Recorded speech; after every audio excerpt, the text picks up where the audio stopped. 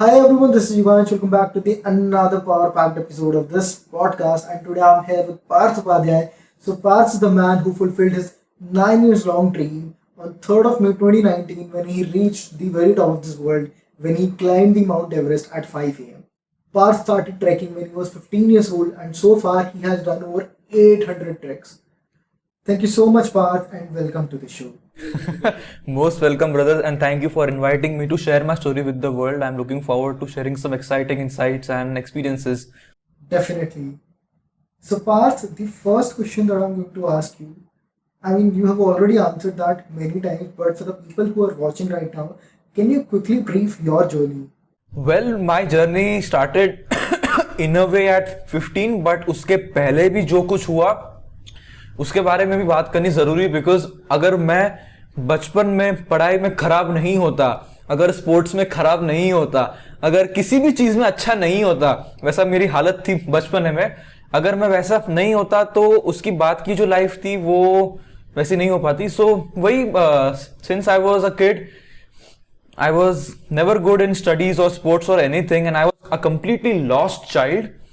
But it all changed for me when I went for a trek to a place called Mount Kalsubai. It's the highest peak of Maharashtra. उसके एक दो दिन पहले ही मैंने एक news coverage देखी थी of a 16-year-old boy from India who climbed Everest, Arjun Vajpayee करके, who is now my guru. So उसको न्यूज में देख के the way he was explaining his experiences just caught my imagination. I was like, यार ये दुनिया मुझे भी एक्सपीरियंस करनी है.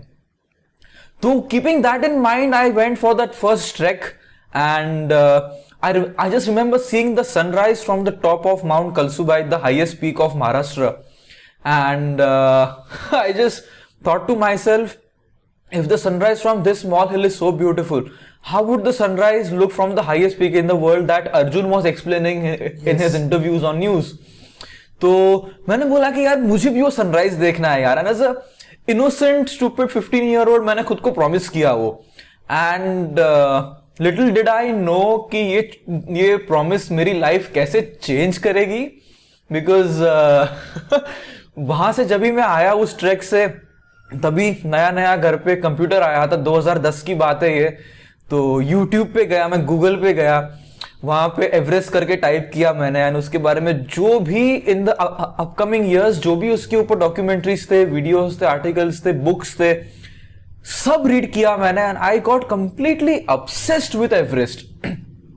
obsessed up till a point कि मेरे रूम में एवरेस्ट के पिक्चर्स और पोस्टर्स लगे थे, और एवरेस्ट का जो ऑल्टीट्यूड है 8848 meters, it's a very iconic number in our field. तो 8848 मैंने बड़े बड़े अक्षरों से अपने वॉल्स पे लिख लिया था. कबर्ड खोलू तो उसके अंदर 8848, ड्रॉअर खोलू तो उसके अंदर मुझे 8848 दिखेगा, जहां भी जाओ, बाथरूम में जाओ 8848 लिखा हुआ है. मतलब वो शाहरुख खान था ना, कौन से मूवी में, किरण वाला मूवी, डर, उसमें कैसे वो ऑब्सेस था उस वो लड़की से कि हर जगह वो लड़की के पिक्चर्स थे, वैसे मेरे लिए एवरेस्ट था. एंड yes, उसके बाद I went for a few treks in the Sahyadris on the upcoming weekend. I started going on treks, and eventually उसके साथ साथ में मेरा पढ़ाई भी चल रही थी, जो मैं जबरदस्ती करना पड़ता है. 11वीं 12वीं किया मैंने, जैसे तैसे किया मैंने, मतलब बेयरली पासिंग. मुझे 12th में 48% आए थे, जो मुझे आई एम सरप्राइज कहाँ से आए 48%, मतलब मुझे तो पता ही नहीं क्या, बट ऐसी हालत थी मेरी इस साइड. उसके साथ साथ मैंने इंजीनियरिंग ले लिया बाद में, बट पैरेलली ये इंटरेस्ट मेरे में ऐसा ब्लॉसम हो रहा था. इंजीनियरिंग की फर्स्ट ईयर में मुझे समझ में आ गया कि this is not what I want to do with my life. Engineering मैं नहीं कर सकता हूं. तो आई न्यू कि if not engineering then what, because पैसे कमाना है लाइफ में, करियर चाहिए लाइफ में, पेट भरना होता है. बिकॉज ये पेट भरा होगा तभी तुम्हारा पैशन वैशन इसकी बातें होती है. अगर पेट नहीं भरा है तो नेक्स्ट रोटी कहां से आएगी, उस पर तुम्हारा पूरा दिमाग लग जाएगा. So I was like okay, ये 4 साल है मेरे पास, let me figure out what I want to do with my life after that. So eventually things happened and I realised कि मैं इतने सालों से ट्रैक्स कर रहा हूं अभी, तो why not take people on treks. तो मैंने मेरी खुद की कंपनी स्टार्ट की with my friend called Dark green Adventures, company का नाम. सो आई न्यू कि this is what I want to do to earn a living, I would say. And engineering के सेकेंड ईयर में मैंने ये start किया था. 2 साल मैंने इंजीनियरिंग के साथ साथ मेरे कंपनी में काम किया, and bye the time my engineering was over, bye the time my batchmates got placed, I was earning 2 times, 3 times more than the starting salary of my batchmates. So now my parents had no reason to say no, because उनका भी concern यही है कि एक well comfortable lifestyle हो, और ये बहुत ही रीजनेबल आस्क है उनकी तरफ से. So I had to make sure कि मैं उनका ये जो कंसर्न है उसको फुलफिल करूं, एंड मैंने किया वो. एंड उस इंजीनियरिंग के बाद I full time shifted to climbing mountains and making people climb mountains. And इसके साथ साथ एवरेस्ट का तो ड्रीम था ही मेरे माइंड में, तो उसके लिए मैंने माउंटेनियरिंग के कोर्सेज किए, बहुत सारे एक्सपीडिशंस किए इंडियन हिमालयाज में, in the state of Ladakh, Himachal, Uttarakhand, Sikkim, everywhere. I was just climbing mountains after mountains, gaining a lot of important experiences which you need to have while you're climbing mountains. And इसके बाद मैंने Everest के लिए specifically अपनी journey शुरू की, अपने आप को फिजिकली तैयार करके, पैसे रेस करके. ये बहुत ही शॉर्ट में बोल रहा हूँ, will dive into it if you want to, but ये बहुत ऊपर से इंट्रोडक्शन दे रहा हूँ. एंड इसके बाद 2019 में मैं एवरेस्ट एक्सपीडिशन के लिए गया, and 23 May 2019 at 5 in the morning finally 9 साल का सपना, 2010 से 2019 का सपना मेरा पूरा हुआ. एंड यस, क्या ही बताओ यार, बहुत खूबसूरत जर्नी रही है, and I am just getting started.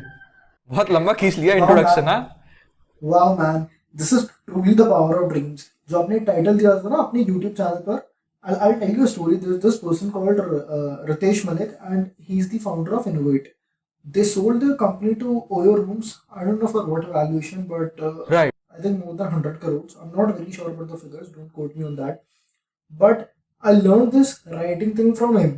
उन्होंने क्या किया था, उन्होंने अपना गोल लिखा एंड उसको वॉलेट में डाल के रखा था. So every time you open your wallet आपको वो सामने दिखता था, right? So by doing this you are unconsciously reminding yourself कि भाई जाकर काम करो, and this is your dream. So now I have weekly goals, daily tasks, I have monthly checks to keep a track, so that these micro goals will help me achieve the ultimate वाला goal. Very nice. बहुत जरूरी है करना, रोज अपने सपनों को सामने देखना अपनी आंखों के. Also आपने 8848 का बोला, so what is the significance of it? नहीं, इसका सिग्निफिकेंस यही है, एंड बिकॉज वो वर्ल्ड का हाईएस्ट पीक है एवरेस्ट, तो it's a iconic mountain, and जो भी आइकॉनिक होता है उसका हर चीज आइकॉनिक हो जाती है फिर. तो बस वही है, बाकी तो और कोई सिग्निफिकेंस नहीं है उसका. एवरेस्ट का हाइट है बस. And I think the people over there, जो लोग उस रीजन में रहते हैं, उनके लिए I think Mount Everest is a holy mountain. वो माउंट एवरेस्ट की पूजा करते हैं. ओ यस, बिल्कुल बिल्कुल. So Everest is a mountain which is in मतलब 2 कंट्रीज में आता है वो. It shares border Nepal and China, more specifically Tibet. I wouldn't say China, Tibet. But so दोनों के कल्चर्स में उसको द अल्टीमेट गॉड मानते हैं वो. So Nepali name for Everest is Sagarmatha, means the roof of the world, ऐसा करके. एंड चाइनीज साइड वहां पे कहते हैं क्या नाम है, एक मिनट, चुमलुंगमा करके, which means the mother goddess of the earth. तो नाम से ही आप समझ जाओगे कि उनका रेवरेंस क्या है, how they look up to that mountain. And yes, बिल्कुल, it's like the ultimate God for them. And जब वहां पे जाते हो आप, जब उन लोगों से बात करते हो एवरेस्ट के बारे में, तब उनकी आंखों में वो डिवोशन देख सकते हो आप कि how much that mountain means to them. Not just that mountain, every mountain in that region, how much it means to them. Because उन्हीं पहाड़ों से उनको पानी मिलता है, उन्हीं पहाड़ों से उनकी लाइफ बनती है. तो in that regards also they respect the mountains a lot. Just like we have river Ganga here, and even in Ladakh काफी जगह काफी लोग माउंटेन्स की पूजा करते हैं, they worship them. Of course. आपका दोबारा जाने का प्लान है कभी? कभी मन हुआ टहलते टहलते फिर से mount Everest? Yes, of course, I would like to go to Everest again, but not so soon. And मैंने एवरेस्ट क्लाइंब किया था चाइनीज साइड से, नॉर्थ फेस से, which is the lesser climbed route compared to Nepalese route. But the Nepalese route is the more iconic route, because वहां से first ascent हुआ था Everest का by sir Edmund Hillary and sir Tenzing Norgay ji. तो you no एक history है उस root का, एक रेवरेंस होता है माउंटेनियर्स के माइंड में उस रूट को लेकर कि it's the holy grail of climbing, you know. So and उस रूट के कुछ कुछ फीचर्स है। फॉर एग्जांपल बेस कैंप से आप निकलते हो तो एक ग्लेशियर आता है जिसका नाम है खुम्बू आइसफॉल। तो ये this is one of the most iconic glacier in the world. फिर उसके बाद एक वैली आती है वेस्टर्न कूम करके, one of the most iconic valleys in the world. उसके बाद एक स्टीप वॉल आती है लोत्से फेस करके, one of the most iconic walls, you know. तो मतलब इट्स एक ये तो पूरा माइंड का ही क्रिएशन है, बट एज अ माउंटेनियर जो इतने सालों से एवरेस्ट के बारे में देख रहा है, I would like to experience that route definitely. So मेरा प्लान कुछ कुछ चीजें माइंड में प्लान है, लेकिन मैं वो अभी नहीं बोल सकता एवरेस्ट को लेकर, बट जरूर in the upcoming year or two I would be going back from the Nepalese route and doing something that no one has ever done before. यहाँ कह के मैं छोड़ दूंगा इसको। I'm sure जो प्लान जो कुछ खतरनाक ही होंगे, मेरे को 2-3 आइडियाज ऑलरेडी मिल गए हैं यहाँ से। By the way, what is the difference between the Nepalese route and the Chinese route? बिल्कुल। So Nepalese route से the first thing is वहां से first ascent हुआ था एवरेस्ट का, जैसे मैंने बताया। अगर रूट वाइज देखे तो Nepalese route is comparatively easier compared to the north side. Easier in the sense कि the north face, the Chinese side of the mountain is extremely steep. पूरा ऐसा ही है वो। तो उसमें एक चीज होती है, you gain altitude really fast, and as you go higher your body is getting weaker and weaker. It needs more time to acclimatize. It needs more time to get used to the environment, the lower oxygen levels. जो Nepalese side के route में gradual slope की वजह से आपको enough time मिलता है। Out here you are out there on the slope gaining altitude really fast. तो ये एक चीज है। On the Nepali side the summit night, मतलब from the last camp up to the very top, ये थोड़ा सा शॉर्टर है compare to Chinese side. Comparatively easier है, it's a normal slope walk. बस तुम्हें दम होना चाहिए चलने का, एक पैर के आगे एक पैर रखने का। मैं ये नहीं कह रहा हूं इजी है, मैं कह रहा हूं इजियर है comparatively. Where is on the Chinese side जो समिट नाइट है, it is extremely long, it is kind of क्या बोलते हैं, technical also. You have to climb a lot of, not a lot, 3 huge rock walls जो काफी ऊंचे हैं and at an altitude of 8,700-600 meters। वो climb करने में क्लाइंबर्स की ऐसी बैंड बच जाती है, मतलब मैं ये एक्सप्लेन करना बहुत मुश्किल है कि वो क्लाइम करने के बाद कैसी हालत हो जाती है वहां पे, because the air is so thin, the oxygen is so less कि even task as little as opening your shoelace, sleeping bag pack करना, इसमें ही आप थक जाते हो। तो imagine climbing such a challenging wall out there, mixed of rock and ice and snow, पूरा 90 degree. These things get a little challenging up there. So because of this, the Chinese side का summit push I would say is a very challenging summit push. And मेरे साथ एक climber थे जिन्होंने बहुत सारे 8,000 metre peaks like Kanchenjunga और अन्नपूर्णा ये सब क्लाइंब किया था। और ये समिट से आने के बाद, एवरेस्ट का समिट करने के बाद फ्रॉम द चाइनीज साइड, उन्होंने कहा इससे डिफिकल्ट समिट नाइट मैंने अभी तक तो किसी 8,000 मीटर पीक पे देखा नहीं है। तो वो उस लेवल का चाइनीज साइड पे थोड़ा चैलेंजेस है, बट इन एंड ऑल वहां पे कम लोग जाते हैं चाइनीज साइड से। So that's one good thing, because Nepal side से इतने लोग जाते हैं क्लाइंब करने on the higher up, on the higher reach of the mountains. कभी कभी ट्रैफिक जैम होता है। 2019 में ये न्यूज काफी वायरल हुआ था, आप लोगों को पता होगा। तो ये चीज चाइनीज साइड पे आप अवॉइड कर सकते हो, and this was the reason why I chose to climb Everest from the Chinese side. और ये कुछ बेसिक फर्क है, बाकी तो लैंडस्केप पूरा अलग है। चाइनीज साइड जो है it is completely like Ladakh, for people who been there you know how dry it is, how brown it is, पूरा ऐसा ही है. And on the Nepali side of the valley पूरा अलग है.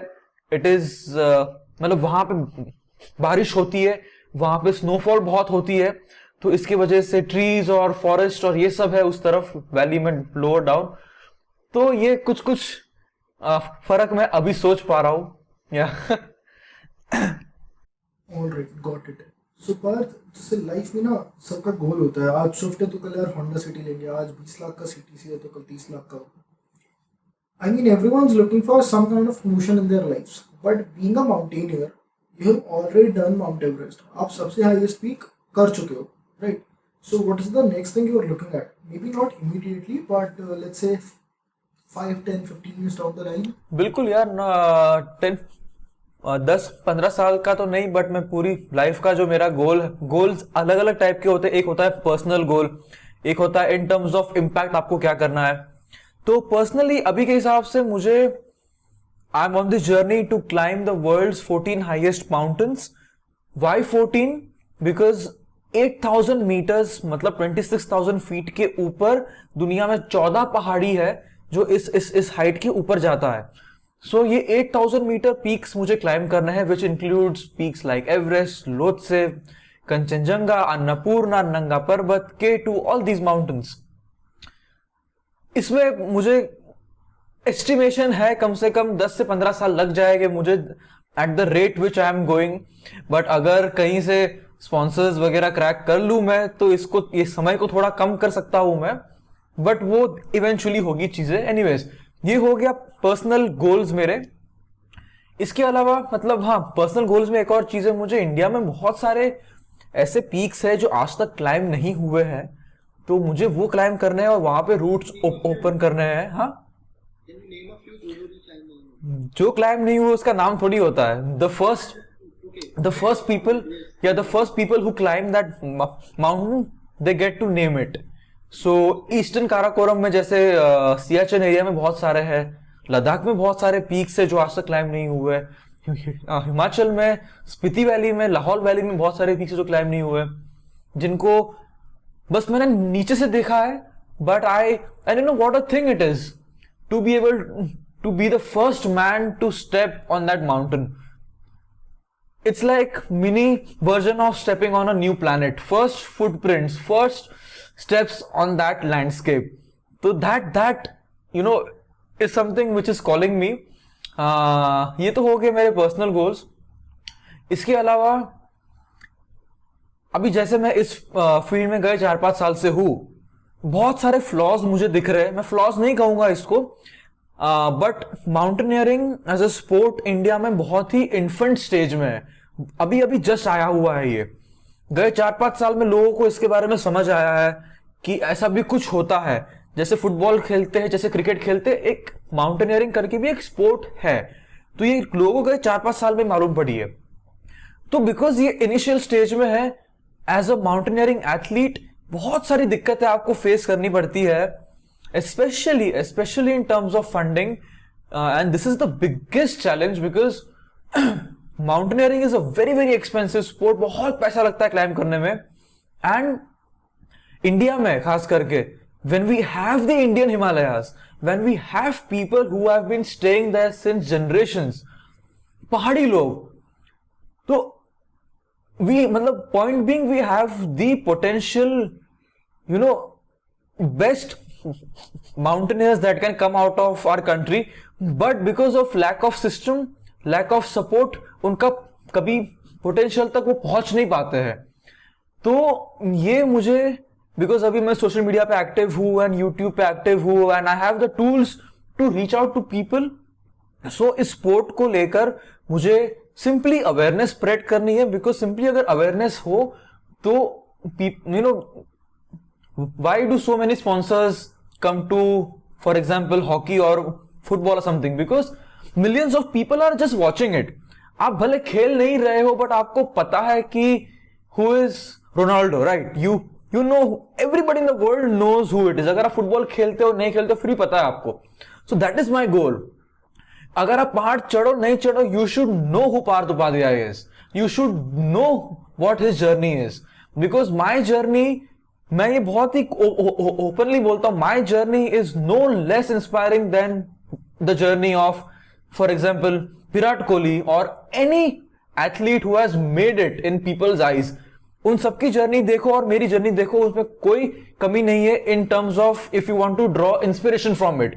तो the more I speak about it, the more I'm out there, लोगों को इसके बारे में मालूम पड़ेगा, and एक बार लोगों को मालूम पड़े, the more eyes that this sport attracts, the more money will come in, more interest it will generate from the government or from the corporate world. तो ये मेरा लाइफ टाइम गोल है कि जब तक मैं जिंदा हूं, जब तक मैं पहाड़ चढ़ रहा हूं या नहीं भी चढ़ रहा हूं, जब तक, लेकिन you know I am able to go out there and speak to people, तब तक मुझे ये करना है. एंड आई थिंक ये मेरी रिस्पॉन्सिबिलिटी है, बिकॉज जो स्ट्रगल्स मैंने फेस किए हैं इस फील्ड में in terms of raising money and getting support from people, you know, just making people believe in you is such a big task in this field. So मैं नहीं चाहता कि upcoming generation has to go through this. So अभी मैं उस stage पे हूं कि मैं थोड़ा सा जो मेरे पीछे आ रहे हैं उनके लिए रास्ता बना सकूं, तो बस वो रास्ता बना रहा हूं. मैं कोशिश तो कर रहा हूं मेरी तरफ से. सो आई होप कि कुछ साल में थोड़ा इम्प्रूव हो ये field.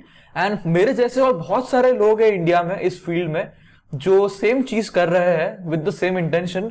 So I think in the next decade I would से काफी नेक्स्ट लेवल पे आ जाएगा ये sport. I see it that way and I hope कि तब तक मैं जीऊं वो देखने के लिए. You are a man of dreams, buddy. Oh yeah, why not, man? Everybody should be. Everybody should be.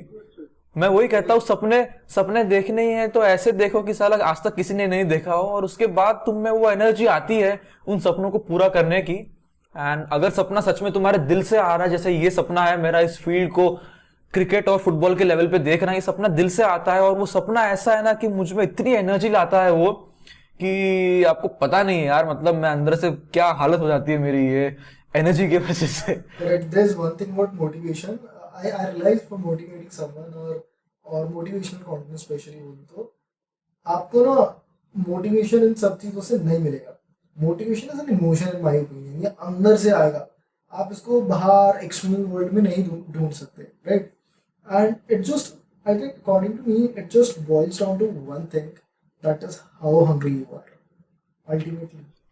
Yes बिल्कुल. एंड मैं खुद को यही कहता हूँ, मतलब लोग मुझे कहते हैं कि यू मोटिवेट मी. मैं उनको बोलता हूँ कि यार this is the last thing I want to do, because मेरा मोटिवेशन जो मेरे तरफ से आ रहा है आपको एक दिन रहेगा, एक महीना रहेगा मैक्सिमम. अगर एक महीना भी रह जाए तो इट्स अ मिरेकल. मैं कहता हूं कि यार मैं जिस लेवल से बोल रहा हूं, मैं जहां से बोल रहा हूं, वो उस लेवल पे कनेक्ट करो कि ये बंदा बोल रहा है, ये इतनी आग है इसमें, वो आग आ कहां से रही है, उस चीज को पकड़ो. एंड वो एक बार तुम्हारे पकड़ में आ जाएगी, वो सोर्स जो मेरे अंदर, जो एनर्जी का सोर्स है, वो हर किसी के अंदर है, जस्ट उस तक आप पहुंचे नहीं हो अभी. तो मेरे वीडियोस का यही मोटिव होता है. I never try to motivate people, just लोग, मैं कोशिश करता हूं कि लोग अपने अंदर झांक के देखें एक बार, यू नो, एंड एक बार अंदर झांके तो समझ जाएंगे कि हमें किसी संदीप महेश्वरी की जरूरत नहीं है भाई, किसी पार्थ उपाध्याय की जरूरत नहीं है हमें. I really respect what Sandeep Maheshwari does, what every one of us do. देखो थोड़ा पॉलिटिकली करेक्ट होना पड़ता है यार, मतलब मैंने नाम ले लिया फ्लो में बट वही है. एंड मैंने संदीप महेश्वरी के बहुत सारे वीडियोस देखे हैं, एंड वो उनके वीडियोस का एसेंस भी यही है कि भाई तुम अपने अंदर झांक के देखो एक बार. He never tries to motivate you. I have been really inspired by him when nothing was working out for him, for me. And I realised कि यार वो इंस्पायर नहीं कर रहा है मुझे, वो मुझे अपने अंदर झांकने को बोल रहा है. एंड ये करना बहुत जरूरी होता है यार, मतलब. एंड एक बार ऐसा हो गया ना तो कमाल की चीजें कर सकता है कोई भी इंसान, anybody, not just me. There's one thing I truly believe in. इंसान ने सुपर कंप्यूटर बना दिया यार, मार्स पे चली गई दुनिया, फ्लाइंग कार्स बन रही हैं दुनिया में, पता नहीं क्या हो रहा है, but still there are lot of people who say this is impossible. मेरे को समझ नहीं आता क्यों नहीं हो सकता. Every freaking thing on this planet is possible. क्यों नहीं हो सकता? हाँ, सब वो जो साला चांद पे जाके आया या जो मैं एवरेस्ट पे जाके आया, 2 हाथ 2 पैर 2 आंख वही है जो आपके पास है। जस्ट फर्क समझ के लेवल पे है, फर्क इस दुनिया को कैसे देखते हो आप उस लेवल पे है। बस उसी लेवल पे काम करना होता है थोड़ा सा, एंड वो कोई पहाड़ तोड़ना नहीं है। बस अपने साथ बैठकर थोड़ी सी स्थिरता अगर आ जाए अपने अंदर, हम देखोगे किस मिट्टी के बने हो यार आप। I think it's a pure game of right mindset. और इसी मोटिवेशन के साथ ना देयर इज अनदर थिंग जो मेरी उम्र के लोगों की जिंदगी में दिक्कत है। They say parents don't allow us to do things. मम्मी ने मना कर दिया। एक बार आप अपनी स्टोरी बताओ, how you convinced your parents for this. This is the most asked question to me. आप अगर मेरे YouTube पे भी जाओगे, हर वीडियो पे ये कमेंट होता है कि मेरे मम्मी पापा नहीं मान रहे कि मुझे पहाड़ चढ़ना है, मेरे मम्मी पापा नहीं मान रहे कि मेरा सपना ये है, मुझे सपोर्ट नहीं कर रहे। मैं उनसे बात करता हूं एंड एक दो फंडामेंटल क्वेश्चंस पूछता हूं मैं उनको। जैसे फॉर एग्जांपल आपका सपना है, how do you want to do it? अगर गॉड फॉरबिड ऐसा हो गया तो क्या करोगे? तो एक दो ऐसे क्वेश्चंस पूछने के बाद उनके खुद के पास जवाब नहीं होता है। मैं उनको ये कहता हूं, भाई बुरा मत मानना, लेकिन अगर तेरे खुद के प्लान्स तुझे खुद को पता नहीं है, हाउ डू यू थिंक कि your real well wishers which are your parents and they are the only real well wishers, मैं ये डंके की चोट पे कहता हूं, बाकी दोस्त गर्लफ्रेंड बॉयफ्रेंड इनका आवागमन चलते रहता है, उनको तुमसे कुछ मतलब है, वो काम तुमसे वो निकलवाएगा and that's how the world works. कुछ गलत नहीं है, लेकिन आपके मम्मी पापा, आपके असली वेल विशर्स, अगर आप उनको नहीं कन्विंस कर सकते तो आपका प्लान फुल प्रूफ नहीं है एंड तुम्हें तुम्हारा सपना फॉलो नहीं करना चाहिए। तुम इंजीनियरिंग करो, तुम जो कर रहे हो वही करो, छोड़ो मत उसको। बट एक बार फुल प्रूफ प्लान आ जाए तुम्हारे मन में कि हर कंटिजेंसी का, हर पॉसिबल प्रॉब्लम्स का, ऑब्स्टेकल्स का तुम्हारे पास ऐसा जवाब हो, प्रैक्टिकल जवाब हो, प्रैक्टिकल सोल्यूशन हो, तो क्यों नहीं करना चाहिए फिर? एंड एक बार आपके प्लान में ये कमिटमेंट, एक प्रॉपर प्लान बैकअप के साथ आपके मम्मी पापा को भी दिखेगा, तो आई कैन प्रॉमिस यू वो आपको ना नहीं बोल सकते। बिकॉज उस तो मैं जैसे मेरी बात करता हूं, मैंने कैसे मेरे पेरेंट्स को कन्विंस किया। पहला तो मैंने उनको बॉम्ब फोड़ा कह के कि मुझे इंजीनियरिंग नहीं करना है, मुझे पहाड़ चढ़ के पैसे कमाना है। उनका कंसर्न था पैसे कैसे कमाएगा, जो बिल्कुल सही कंसर्न है। सो आई न्यू कि not for them but for me also I need to address this concern. तो मैंने आई फाउंड अ वे, जैसे मैंने पॉडकास्ट के स्टार्टिंग में आपको बताया, I started my own company and I started earning through that. अभी मैंने उनको दिखाया, देखो ये मेरा बैंक स्टेटमेंट है, इतने इतने पैसे मैं मंथली कमा रहा हूं, ये लो इलेक्ट्रिसिटी का, घर का बिल का पैसा, ये लो खाने के बिल का पैसा। अब बताओ मुझे कि why should I not follow my dreams and I am happy. पैसे कमाने के साथ साथ ये जो कर रहा हूं उसमें खुश हूं मैं। अब मुझे आप एक रीजन बताओ, मैंने ऐसा कहा था उनको कि मैं क्यों ना ये करूं। They had no reason and they were not even trying to find reasons. They were like we are happy कि you found your own way in this world. वो बहुत बड़ी चीज होती है for parents to see. And ये एक चीज थी। एंड दूसरी एक चीज थी, 1-2 साल के बाद जब मेरी लाइफ स्टेबल हो गई, अच्छे से पैसे कमा रहा था, सब थिंग्स वर गोइंग ओके, दूसरा बॉम्ब फोड़ा मैंने, मुझे एवरेस्ट क्लाइम करना है। 2 साल के बाद मैंने उनको 2017 में कहा कि 2019 का मेरा टारगेट है। तो दूसरा ये बॉम्ब फूटा उनके सर पे।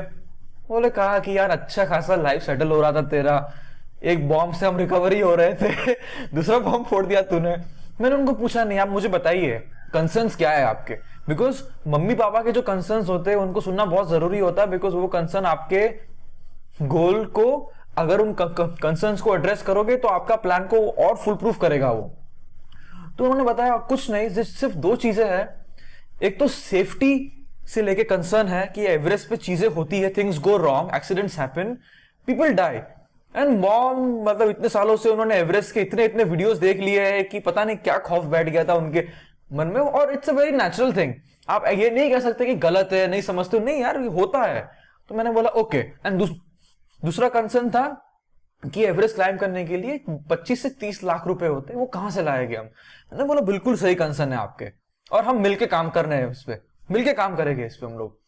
तो as far as safety is concerned, you can never convince anybody that you will be 100% safe and it is impossible to do so. आप 100% सेफ नहीं हो सकते. Best of the best people die, और इसी को accident कहते हैं. You know, accident just happens.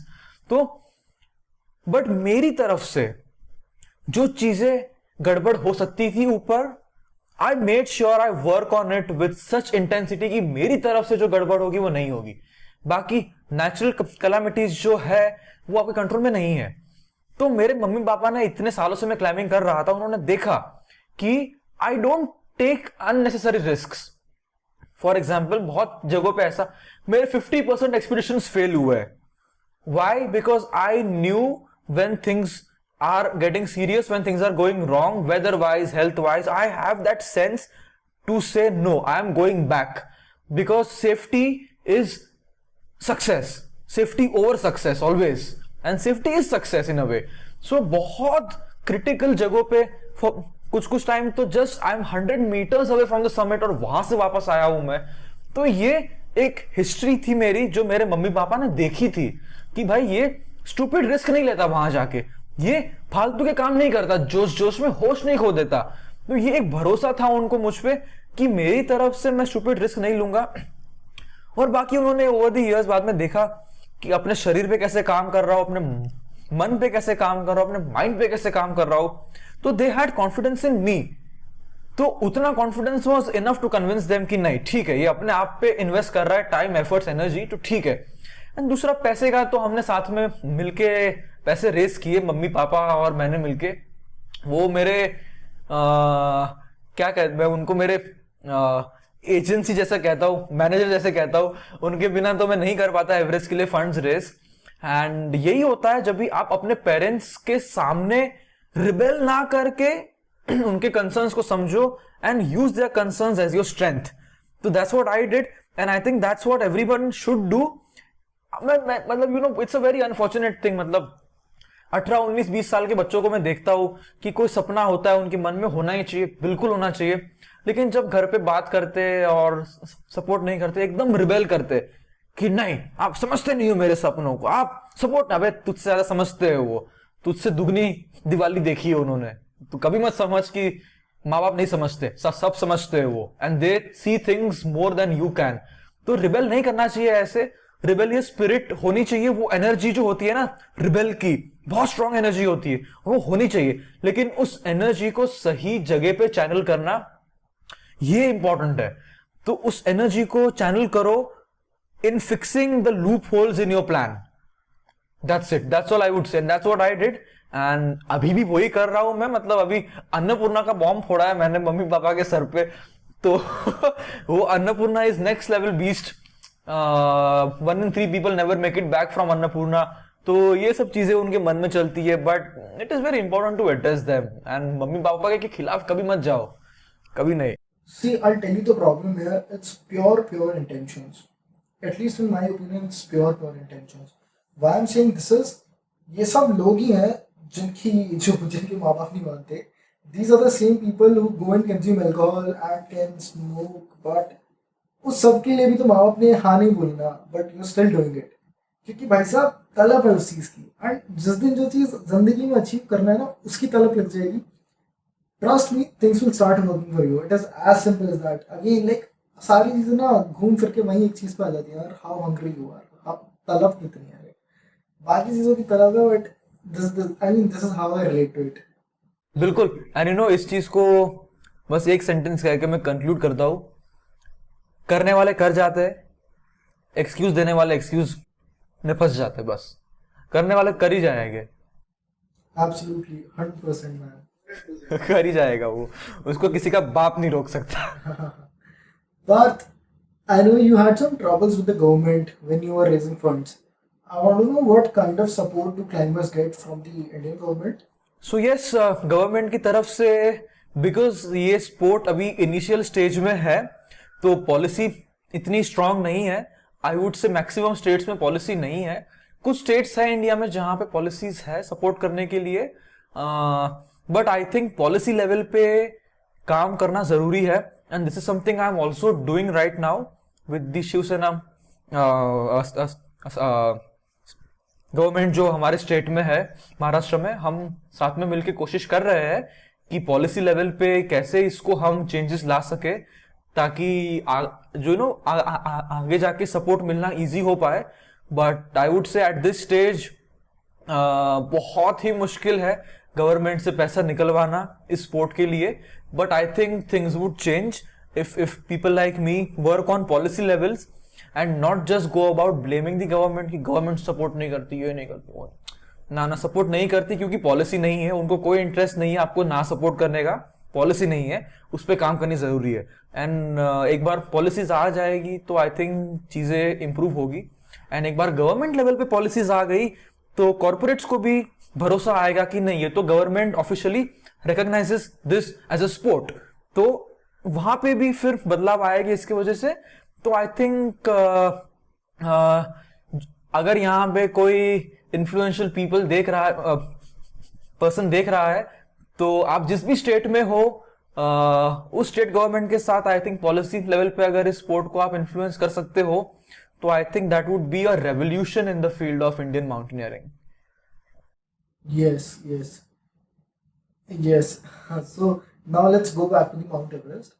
There are a lot of reports, videos जहाँ पर है कि लोग Mount Everest जाकर उसको गंदा कर रहे हैं. And even you mentioned that there is some news in 2019 जहाँ पे नेपलीज रूट पे ट्रैफिक जाम था. So the first thing, how dirty is Mount Everest? कितना गंदा हो चुका है? And second is, can we do something about it?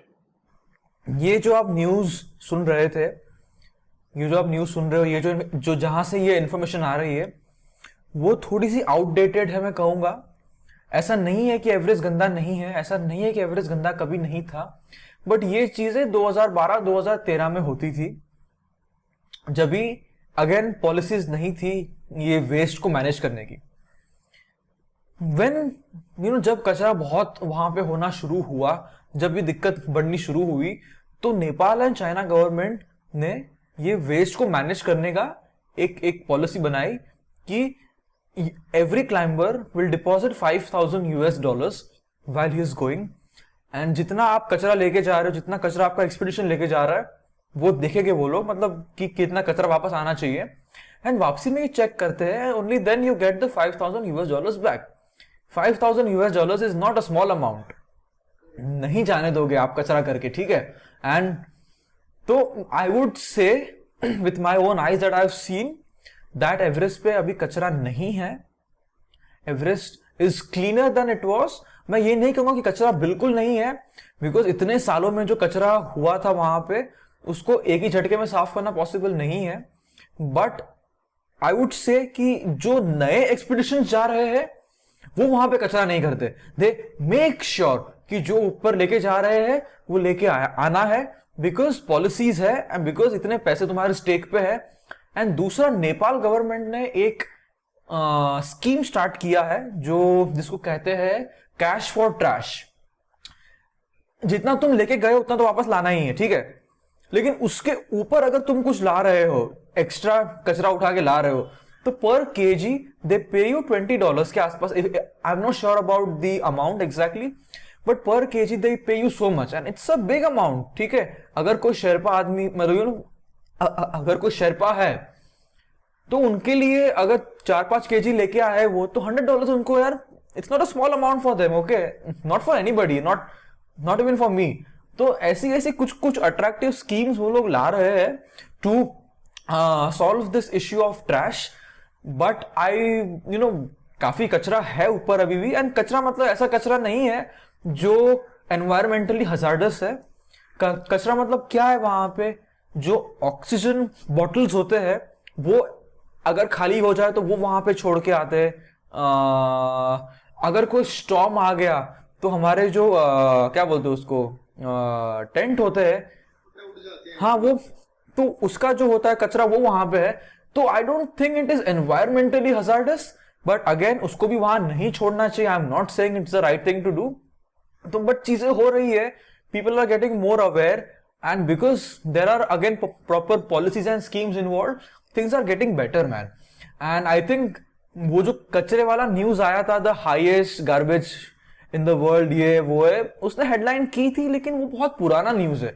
अभी नया इसके बारे में कोई रिपोर्ट नहीं कर रहा है. एंड आई थिंक ये इसके बारे में बोलना जरूरी है कि एफर्ट्स हो रही है from both the government, from climbers. And ये एफर्ट्स जब होती है तब उनको अप्रिशिएट करना भी जरूरी है, बिकॉज अगर गवर्नमेंट कुछ उल्टा करता है तो गाली देने में तो हम एकदम आगे आ जाते हैं। तो अभी कुछ अच्छा कर रहे हैं तो let us appreciate that. It is not absolutely perfect but it is one step closer to what we want, right. So हो रहा है वहां पे। एंड बाकी इंडिविजुअल लेवल्स पे भी काफी अवेयरनेस आ रही है लोगों में, क्लाइंबर्स में जो वहां पे जाते हैं। And up to a point कि जो ह्यूमन वेस्ट है वो भी वापस लेके आना पड़ता है आपको, वो भी आप वहां पे नहीं छोड़ सकते हो। तो उसका अलग ही सिस्टम है जिसके बारे में हम बाद में बात कर सकते हैं कि कैसे लाते हैं उसको वापस, बट वहां तक ध्यान रख रहे हैं। तो ये चीजें कमेंडेबल है यार, मतलब। और मैंने अपनी आंखों से देखा है कि वहां वेस्ट को मैनेज कैसे करते हैं at such high altitude, so it's a really good thing, man. I think this is something fresh for a lot of people. काफी लोगों को पता ही नहीं है, and even I don't know a single person जिनको ये चीज पता हो. And do you want to talk about the human waste? क्या साइकिल होती है उसकी? Yeah, absolutely यार, absolutely, why not? मैं तो मतलब मैं जहां भी जाता हूँ स्पीच देने, चाहे वो जूम पे हो, अभी तो जूम पे ही होता है, but whenever I used to go in schools, colleges and corporates, people always used to hesitate while asking this question कि भाई टट्टी को कैसे करते हो मैनेज, और इसके बारे में बात करनी बहुत जरूरी है। It's a very interesting thing how we do it वहां पे। सो बेस कैंप पे तो प्रॉपर सेटअप होता है, तो उसमें जमीन खोदते हैं, उसके अंदर एक बैरल रखते हैं, एंड बैरल के अंदर आपने करना होता है। तो जैसे इंडियन स्टाइल में होता है वैसे ही, जस्ट नीचे बैरल है, and once it gets full उसको पैक करके इट इज सेंड बैक। ये तो हो गया बेस कैंप का। उसके ऊपर अगर आपको देखना है कैसे करते हैं हाई कैंप्स में जहां पे बैरल नहीं होता, तो हमको हमारी एक्सपीडिशन कंपनी बैग्स देती है, स्पेशली मेड बैग्स, जिसके अंदर सर्टेन केमिकल्स और पाउडर्स होते हैं। तो उसके अंदर आपने करना होता है, वो करना बहुत ही खतरनाक टास्क है, मतलब उस स्लोप पे लटक के आप कर रहे हो बैग पकड़ के, बट बैग में करना होता है। एंड वो केमिकल्स और पाउडर्स जो उस बैग में होते, उसका नाम भूल रहा हूँ बैग का यार मैं, तो उसमें वो केमिकल और पाउडर का रोल ये है कि once your job is done, तो वन उसकी स्मेल ना आए बाहर, एंड दूसरा एकदम हार्ड हो जाता है वो, तो उसको हैंडल करना इजी होता है फिर। एंड देन उसी बैग को सील करके आप अपने बैग में रख देते हो, रक्सैक में, and then you bring it back down. तो ये सिस्टम है जो हम लोग वहां पे फॉलो करते हैं। तो ऐसे हम हमारे 2 नंबर को टट्टी को मैनेज करते हैं। सुसु तो खैर खुले में ही करते हैं, बिकॉज वो तो ठीक है, इट या हम वो पत्थरों में स्नो में मिल जाएगा वो तो। और लेकिन यार एक चीज हम लोग ना, मतलब जब भी कैंप्स में होते तो we sleep by 6:37 in the night, okay. हाँ, पूरा दिन मतलब खाया पिया, मतलब फिर हमेशा होता है, मेरे साथ तो होता है, रात को 11:30-12 बजे एक नंबर आती है जोर की, और फिर आप वार्म स्लीपिंग बैग में हो, बाहर -20 -30 डिग्रीज है, कभी स्नो गिर रहा है, कभी आंधी चली हुई है, उसमें बाहर जाना इतना मुश्किल होता है, मतलब it takes a different level of mindset जो मेरे में नहीं है। तो मैं क्या करता हूँ, मैंने एक सेपरेट बॉटल रखी है एक्सपीडिशंस के लिए, जिसको हम कहते हैं पी बॉटल, तो उसी में रात को हम कर देते हैं। अब तो उस लेवल का एक्सपर्ट हो गया हो कि मुझे उठना भी नहीं पड़ता है, मैं सोते सोते ही कर सकता हूँ एम करके सही से। तो उस लेवल की एक्सपर्टीज आ गई, मतलब these are small things, you know, which we do up there, जो अभी सोच के उसके बारे में बड़ा अच्छा लगता है, बड़ा हंसना आता है उस पे, but this is how some of the things how we manage up there. So I'll tell you a story here. हम लोग ब्रह्मताल गए थे, and trust me, I'm not a big fan of trekking वगैरह, but मेरे को दोस्तों का पूछता है कि चलो चलते हैं, तो मैंने कहा चलो चलते हैं, right? And वहाँ पे me and my tent mate, मैं रूममेट कह रहा था, मैं टेंट मेट, हमें रात को लाइक 11 बजे 10 बजे पॉटी आती है, और वहाँ पे ना उन्होंने अलग से टेंट बना रखा था, और वही सेम था गड्ढा करके, बट उस टेंट में और ज़मीन में इतना गैप था, तो वहाँ जब आप अंदर होते थे ना, उसमें से हवा आती थी, रात को ठंडी हवा, और उसमें हमारी ऐसी तैसी जाती थी। तो मोटिवेशन ही आता था। तो जो फर्स्ट थॉट आती है ना आपके दिमाग में कि यार ऐसा सिचुएशन है, रात को 11 बज रहे हैं, लगता है कि रहने दो यार, छोड़ो कल देखेंगे। भाई आई कैन इमेजिन वो ठंडी हवा जब लगती है ना खुले बदन पे, मजा आता है भाई, सुरसुरी सी चली जाती है शरीर में, है ना। Parth, my next question to you is, what was your biggest takeaway from Mount Everest? Yeah, this is a very easy question to ask and a very difficult question to answer because it cannot be just one. Life का हर aspect में Everest से जो जो सीखा है मैंने, जो जो लेसन्स, एक्सपीरियंसेस, इंसाइट्स मिले हैं, लाइफ के हर एस्पेक्ट में यूज होता है वो. हर एस्पेक्ट मतलब चाहे वो काम हो गया, चाहे रिलेशनशिप्स हो गए. And when I say a relationship, it does not mean a girlfriend boyfriend. हर इंसान के साथ आप रिलेशनशिप में होते हो इन सम और द अदर सेंस.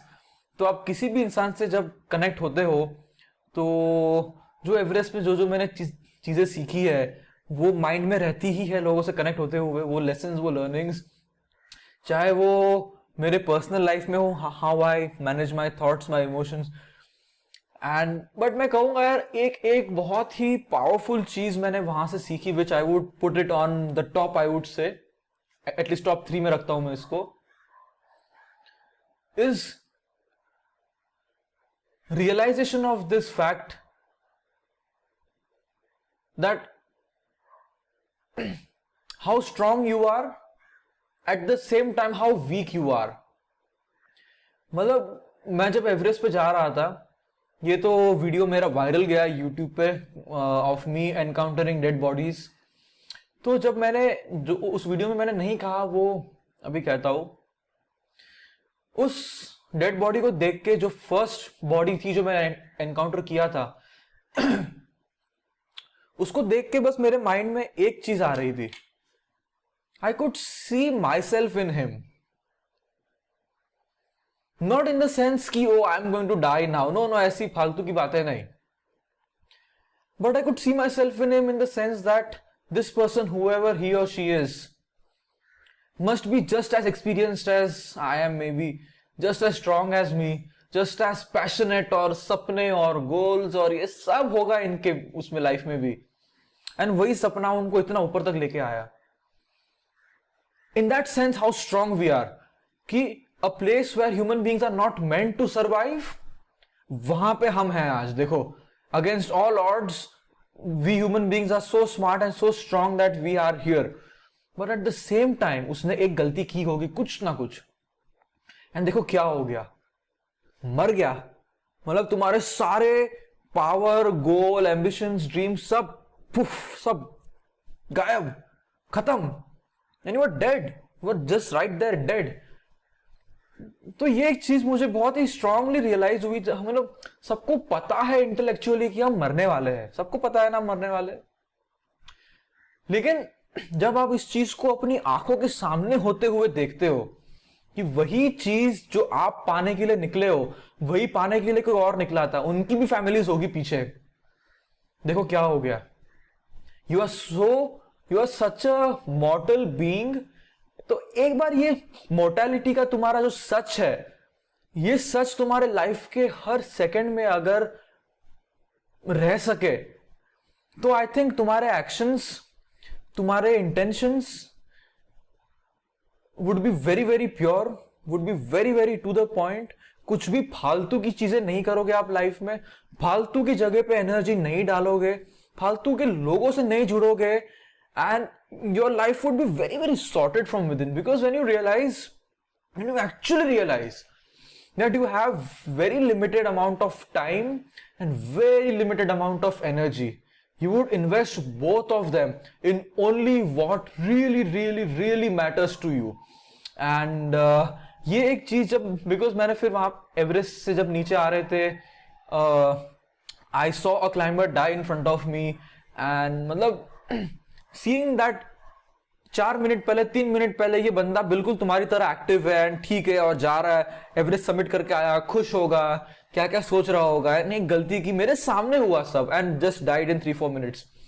ये सब चीजें जब आप देखते हो तब आपको समझ में आता है कि ये जो अल्टीमेट सच है लाइफ का, मौत, जिससे बहुत लोग डरते हैं. मैं घर पे भी अगर बात करूं मरने की तो बोलते नहीं ऐसी बात मत कर, शुभ शुभ बोला. अरे यही शुभ शुभ बोलना मतलब होता है सच के बारे में बात करना, और तुम मरने वालों, ये सच है, उससे डरना नहीं है हमें. इस सच को हमेशा हमारे मन में रखना है, हमारे दिल में रखना है कि तुम मरने वाले हो, और तुम अभी जो काम कर रहे हो ये काम करने के बाद अगर तुम मर जाओ तो would this be the last thing that you can be okay with? If no then don't do it.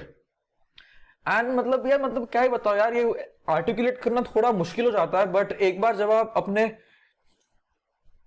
मॉर्टल nature को देख लेते हो तो the way you look at the world, the way you look at people, आप भी उसको ऐसे देखते हो बेचारा ये भी तो मरने ही वाला है यार, इसके पास भी limited amount of time and energy है, क्यों किसी को हेट करना, क्यों किसी को उंगली करना, क्यों किसी के साथ थोड़ा सा ऐसा करना जो अच्छा नहीं है। मतलब यार, you just become very sorted from with in, very loving from with in, very compassionate from with in. लोग लव कंपैशन की बात करते हैं, वो सब बातें होती है। कोई थोड़ा सा उंगली कर दे उनको, वो 2 उंगली करेगी उनको, एक थप्पड़ मारे तो 2 थप्पड़ मारेगा। मतलब वो कंपैशन की बातें तब तक समझ में नहीं आएगी जब तक यार इस मॉर्टल नेचर को आपके और दूसरों के अच्छे से आप अपने लाइफ का लिविंग रियलिटी नहीं बनाते। और यही एवरेस्ट ने मेरे लिए किया।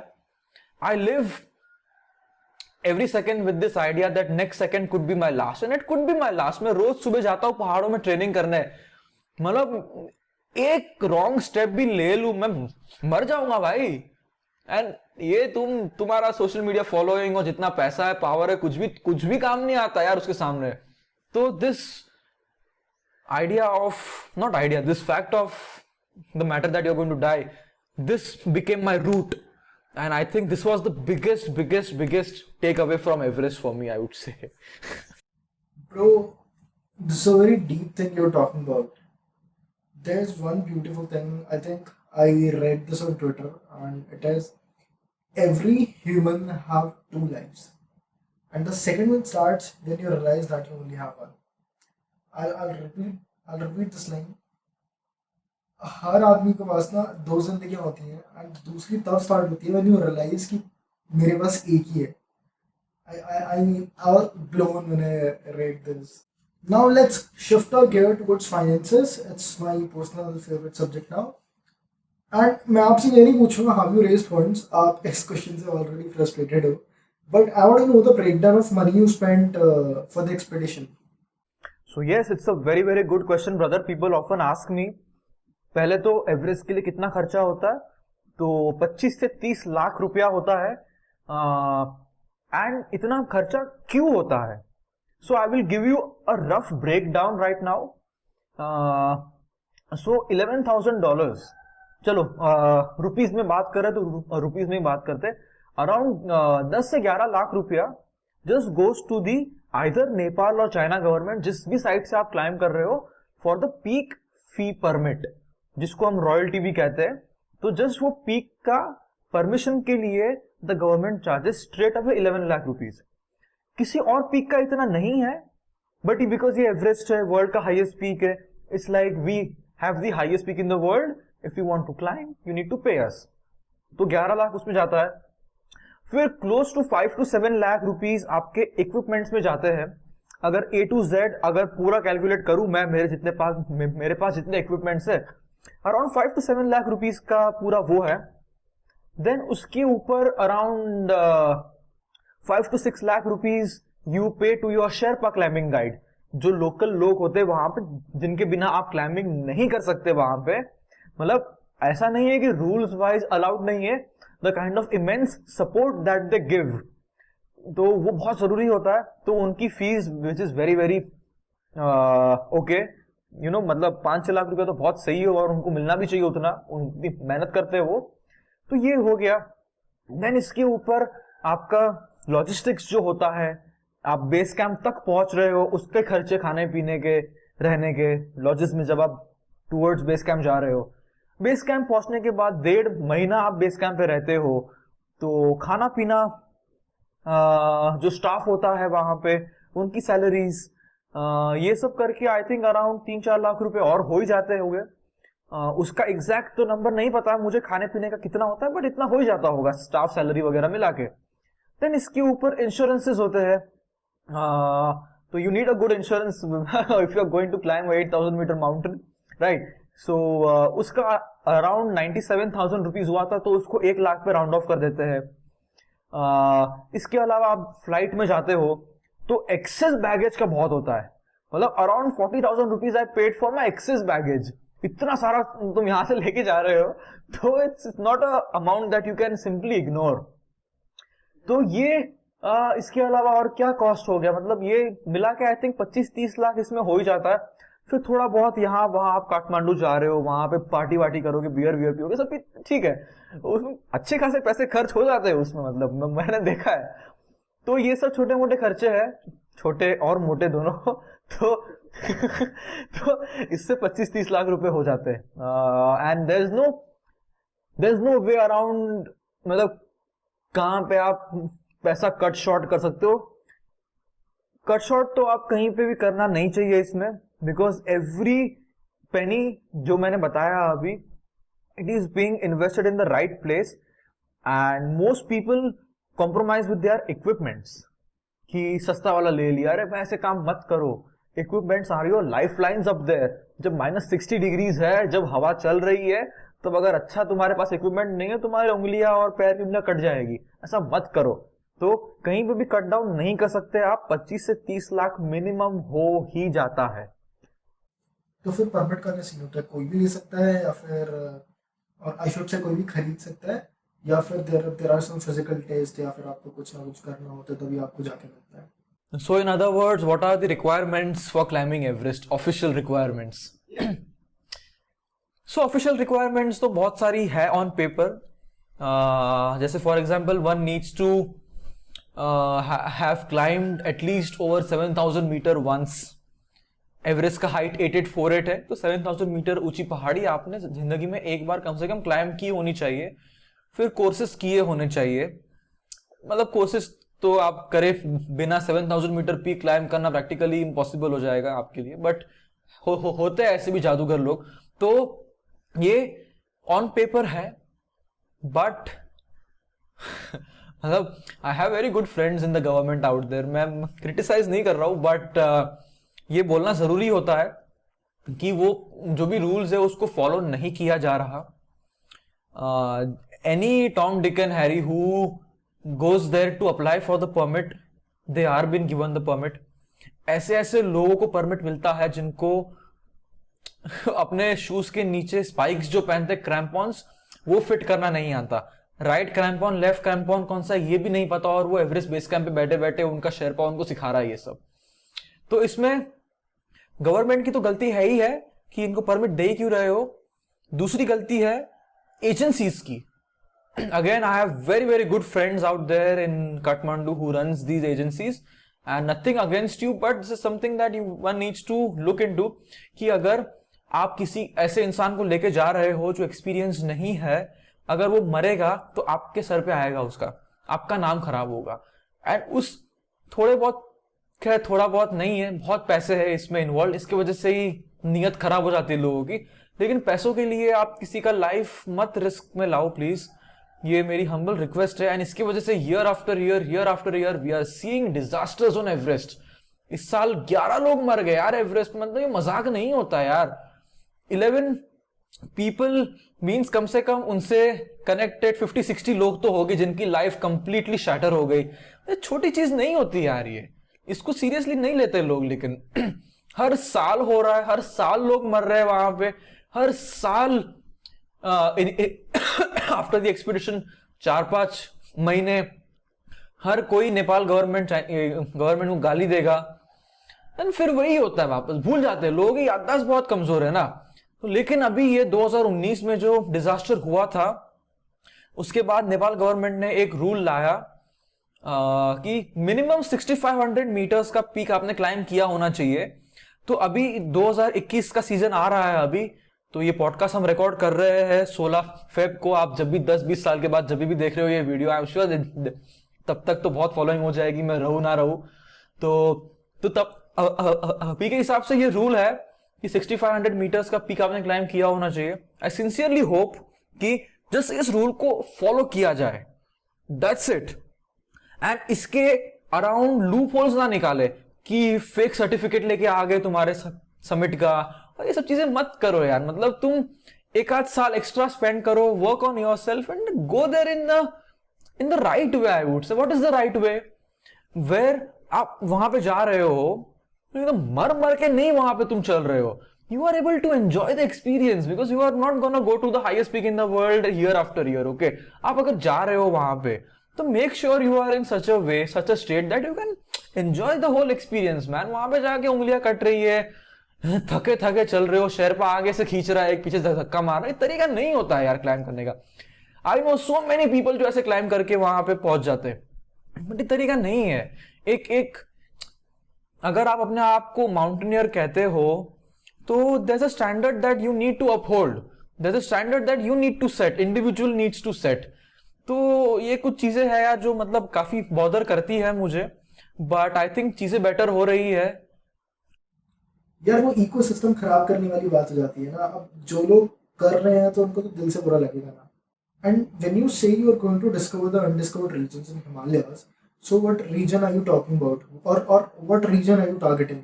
No, places in Indian Himalaya specifically.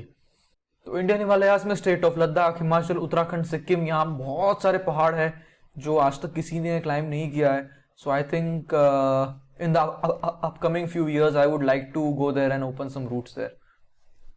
Undiscovered से ना एक चीज और दिमाग में आती है मेरे, वो है येती.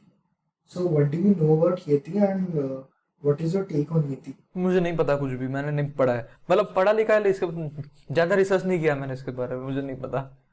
वहाँ पे शर्पा वगैरह ने स्टोरी बताई होगी यार, बातें हुई होंगी. अरे मैं आई वाज एक्सपेक्टिंग दिस कि आपने यार स्टोरी तो सुनी होगी वहाँ पे. स्टोरी ऐसे मतलब देखो ना क्या हुआ था. हम लोग मुझे बोलते हुए वैसे ही आ रही है ये येटी के बारे में. तो जब भी हम एवरेस्ट बेस कैंप पे थे तो हम थोड़ा सा फोटोग्राफी के लिए ऊपर रात को सोना चाहते थे ताकि वहां से एवरेस्ट का प्रॉपर पिक्चर्स वगैरह हम ले पाए. तो ऐसे मैंने मेरे शेफा को बोला कि आज रात को मैं ऊपर जाके सो रहा हूँ. बोला कि वो पारदाई येटी आते हैं यहाँ पे, ये वो. मैंने बोला ठीक है ठीक है. अभी देखो उनका कमिटमेंट देखो. मैं और मेरा क्लाइंबिंग पार्टनर हम है ऊपर, ठीक है, रात को सो रहे हैं हम. 10 शेरपाज आए ऊपर रात को चढ़ के, 1 घंटा ऊपर आ, रात को हमें डराना है. और मतलब ऐसे कंबल वंबल के अंदर अपने आप को डाल के आए थे, हाथ ऐसे फैला के.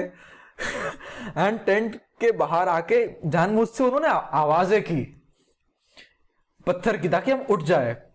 एंड बाहर मून लाइट था, we could see the shadow outside. वो कंबल में ऐसे ऐसी फटी है ना 1 सेकंड के लिए. मैंने बोला भाई, और फिर एकदम आके कैंप को हिलाया उसने ऐसे, एंड आसपास घूम रहा है, आवाजें कर रहा है मुंह से. वो बेचारा हंस गया वो. तो ऐसे लोग हैं शेरपा लोग, बहुत कमाल के लोग हैं यार. तो येटी का यही मेरा क्लोजेस्ट एनकाउंटर कहूंगा मैं. इवन जो हमारे ट्रैक लीडर थे ना, he is a very sweet guy. उन्होंने काफी पूछ दिया था, and I think sherpas do the same thing. So plus उनके लिए जो जोक्स वाला पार्ट होता है वो जरूरी होता है, क्योंकि उनको पता है कि यार पार्थ की ऐसी तैसी हो रखी है, ये बंदा ऊपर तक नहीं जा सकता, तो इसको ऊपर खींच के ले जाना पड़ेगा. राइट. तो उस टाइप का माहौल बना के रखते हैं कि हाँ, मतलब हंसी मजाक वाला माहौल रहता है कि आपको भी पुश मिलता है. अच्छा, पॉजिटिविटी बनी रहती है थोड़ी सी. Yes, 100%. You need to have a sense of humor. Need to have a sense of humor. Parth, now I want to talk to you about the entrepreneurial side of Parth. And so how you started your company Dark Green Adventures, कहाँ से शुरू हुई and what are your goals with it? Well, Dark Green Adventures की कहानी क्या है? Well, जैसे engineering के फर्स्ट लेक्चर में मुझे समझ में आ गया था कि इंजीनियरिंग ना हो पाएगी मुझसे. तो but I had to figure out what if not engineering. तो I had some time to myself and so मेरा एक फ्रेंड जिसको मैंने फेसबुक पे देखा, he started his own company करके, and I was so impressed by it. I was like यार इसने मुझसे कम ट्रैक्स किए हैं, मैंने अपनी कंपनी स्टार्ट कर ली इसने, मतलब मैं क्यों नहीं कर सकता वैसा कुछ. तो मैंने मेरे उस फ्रेंड को मैसेज किया कि इज दिस योर कंपनी करके. तो उसने बोला यस. तो मैंने बोला कि उसको I would like to go on treks with you, ऐसा करके मैंने उसको ऐसे ही मैसेज किया. तो on the upcoming week we went for a trek and मैंने उसको बोला even I want to join your company. उसने बोला ठीक है। तो and that's when my integration with Dark Green Adventures happened. So this company was started by my friend Krishna और उसके एक हफ्ते बाद मैंने ज्वाइन किया and for the next 3 to 4 years हमने साथ में इसको बिल्ड किया, me in my ways, he in his ways, जो हम लोग कंट्रीब्यूट कर सकते थे हमारी कंपनी की तरफ। वैसे तो by the time my engineering was over I had a full proof company running which was doing okay enough to sustain myself. तो घर वालों को मैंने बताया कि देखो ये कंपनी है which I want to build in the upcoming years and यही मुझे करना है। They had no reason to say no because बहुत एग्जाम्पल्स है हमारे रिलेटिव्स में भी कि जिन्होंने ऐसी एडवेंचर कंपनी स्टार्ट की and they are earning crores crores and crores of rupees. मतलब it's just like another business if done right. It has no upper limit, you know, it has no upper limit to what you can do with it. तो ये एक चीज है जो मैं कर रहा हूं धीरे धीरे, ट्राइंग टू स्केल अप। दूसरा चीज पैसे कमाने के लिए मैं कर रहा हूं is speaking. So suddenly after Everest people thought that I am worth listening to. मतलब पहले भी वही इंसान था, पहले भी ऐसी बातें करता था, पहले भी वही था, बट एवरेस्ट के बाद people started inviting me to talk. तो वहां से थोड़े बहुत पैसे आ जाते हैं। This is one thing I am trying to scale up because this is something I really really enjoy doing यार। मतलब just going out there and sharing my experiences with the world। मतलब ये सेम स्टोरी जो आपके साथ बात कर रहा हूँ मैंने 1000 बार बोल दी होगी आज तक, लेकिन same passion, same energy, same intensity हर बार रहती है और ये मैं फेक नहीं करता हूँ, अंदर से आता है ये। Because I love sharing my story and I know what impact it can do. Because एक बार ये वीडियो यूट्यूब पे चला गया तो जब तक यूट्यूब है तब तक ये वीडियो रहेगा। मैं रहूं ना रहूं, मतलब in terms of impact it has no limit to what it can do यार। मतलब मैं देखता हूँ फर्स्ट हैंड जब मैं स्पीच देने जाता हूँ, खास करके offline in schools and colleges, तो बच्चों की आंखों में मुझे वो दिखता है इम्पैक्ट यार, वो परसेप्शन में शिफ्ट दिखता है। मैं मोटिवेशन की बात नहीं कर रहा हूं, मैं इंस्पिरेशन की बात नहीं कर रहा हूं, मैं नहीं मानता उसमें बट दुनिया को देखने का जो तरीका होता है ना, उसमें ही इंस्पिरेशन होती है। उससे ही आप अपने आप के अपने अंदर से मोटिवेशन पैदा कर सकते हो। तो मुझे दिखता है उनकी आंखों में कि कहीं ना कहीं मेरे वर्ड्स, मेरे जर्नी, मेरे स्टोरी के थ्रू जिस तरह से वो दुनिया को देखते हैं उसमें शिफ्ट आया है इन अ पॉजिटिव वे। ये कोई छोटी रिस्पॉन्सिबिलिटी नहीं है यार। मुझे देख के कितने लोगों ने गए 1-2 साल पहले जॉब छोड़ दी, अपना जो भी उनको करना था, नॉट नेसेसरीली क्लाइंबिंग, कुछ स्टार्टअप करना था उनको, कुछ करना था, मुझे देख के उन्होंने छोड़ा और एंड आज they are doing really well यार। मतलब जब आप देखते हो कि आपके जर्नी से इंस्पायर होकर लोग अपने लाइफ में ऐसे चेंजेस ला रहे हैं, तो it's a big responsibility now that you have and ऐसे चेंजेस देखने के बाद it really fuels me to even be more out there, you know, कि भाई मतलब अब तो बकबक और करनी है। बिकॉज ये बकबक मेरे लिए बकबक है, लेकिन लोगों के लिए पता नहीं क्या, यू नो, कहां पे किसी के लिए क्या क्लिक हो जाए, you never know. So this is one thing I am trying to scale up, me speaking. And बाकी कुछ कुछ छोटे मोटे ब्रांड्स है जो अभी थोड़ा बहुत एंडोर्स करते हैं, मतलब जिससे रोजी रोटी निकल जाती है। तो ये 3 चीजें हैं, my company dark green adventures, me speaking, my speaking thing and these endorsement that are coming. ये 3 चीजों को मी एज एन एंटरप्रेन्योर मुझे स्केल अप करना है मेरी लाइफ में। एंड मेरा 2021 का ये गोल है भाई कि पैसे से मुक्त हो जाना है मुझे। What do I mean by that? पैसे से कोई मुक्त तभी हो सकता है जब उसके पास इनफ पैसे हो। तो ये मेरा ये जो 2021 है, ये मेरा लाइफ का वो साल होगा जब मेरे आसपास पैसों का ऐसा सिस्टम क्रिएट करना है मुझे कि by the end of this year I don't have to think about money. पैसा जरूरी है but I don't have to worry about it. My plans, my goals, my responsibilities should not stop because of lack of money. ये नहीं होना चाहिए and it is high time that I focus on this now. So yeah, this is my average now and this is how मैं मेरी life को sustain करता हूँ. This is how I earn money while climbing mountains. And how are you planning to scale it? Well, how am I planning to scale it? We are focusing more on the marketing side now, and my company has one thing which others don't, most people don't, is me, the Everest climber, me, the person who hopefully will be climbing Annapurna now. तो इसके through my climbs, I am able to generate a lot of interest in me, and through me, I am able to generate a lot of clients for my company. So I am like a unpaid brand ambassador of my company. So this is one thing that I am focusing on, which is building myself up. And the more I scale myself, the company will scale itself. तो बाकी business aspect जो है वो मेरा partner देखता है, because I am currently focused more on my Annapurna training and fund raising. तो the whole business side of it he is putting his head into it. I am putting my head into how I can scale myself, जिसका by product होगा company का scale up. तो ये बहुत simply जिस पे मैं effort डाल रहा हूँ. बाकी तो छोटी मोटी चीजें जो हर कंपनी करती है वो तो कर ही रहे हैं हम. एंड आई मतलब गए 5-6 साल में we have become one of the fastest growing companies in India in terms of adventure sports. हम लोग 6 लोगों की टीम है. हम लोग we have a social media person, we have a creative person who makes creatives for us, and बाकी track leaders है जो हर वीकेंड, तो यहाँ पे सह्याद्रीज में वीकेंड्स को होते हैं ट्रैक्स मैक्सिमम. तो हर वीकेंड को 3-4 अलग अलग लोकेशंस पे हमारे इवेंट्स होते हैं. अभी इंडिपेंडेंटली ट्रैक लीडर्स लीड कर रहे हैं अपने अपने events in my under my company name. So धीरे धीरे स्केल अप हो रहा है, लेकिन ये पेंडेमिक की वजह से travel sector was hit the hardest I would से. तो अभी रिकवर कर रहे हैं उसमें से, but it's just a matter of time. Just मैं मानता हूँ 6 महीना पीछे गए हम लोग, which is a very small setback. But I think you're a very spiritual person. I want to know how spirituality has helped you in achieving your dreams.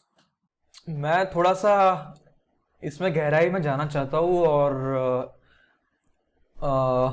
ऊपर ऊपर से आंसर नहीं करना है मुझे इस क्वेश्चन को, बिकॉज ये क्वेश्चन में ही एक बहुत बड़ा प्रॉब्लम दिखता है मुझे. कि आपने मुझे पूछा कि how has spirituality help you achieve your goals. Spirituality has nothing to do with your goals. Spirituality has nothing to do with anything. It's a whole different dimension. जैसे for example, what do I mean by that. एक होता है आपका body, the outermost layer of your being. एक होता है mind, the second layer of your being. एक होता है आपके emotions, the third layer of your being. और एक होता है इसके बियॉन्ड भी कुछ जो हमारे एक्सपीरियंस में नहीं है अभी. Right, all we experience right now is our body and our mind and our emotions. उसके अलावा और कुछ हमारे एक्सपीरियंस में नहीं है. तो spirituality is simply the dimension which allows you to experience your life beyond these 3 dimensions. Body, mind, emotions के beyond भी कुछ है very fundamental within you which is there, but it is not in our experience yet. So spirituality is a way for me to bring that into access. Why is it important to bring that into access? ये question को थोड़ा सा मैं अच्छे से answer करना चाहूंगा. हर इंसान कुछ ना कुछ जिंदगी में पाना चाहता है. फॉर एग्जाम्पल, मैं मेरी बात करूं, 9 साल तक मेरे लाइफ का गोल था माउंट एवरेस्ट. मुझे लगा था मैं माउंट एवरेस्ट क्लाइंब कर लूंगा तो मेरी जिंदगी एब्सोल्युटली सेटिस्फाइड होगी, एब्सोल्युटली एक्सटेटिक लाइफ होगी. उसके बाद मतलब लाइफ मेरी पार हो जाएगी इसके बाद.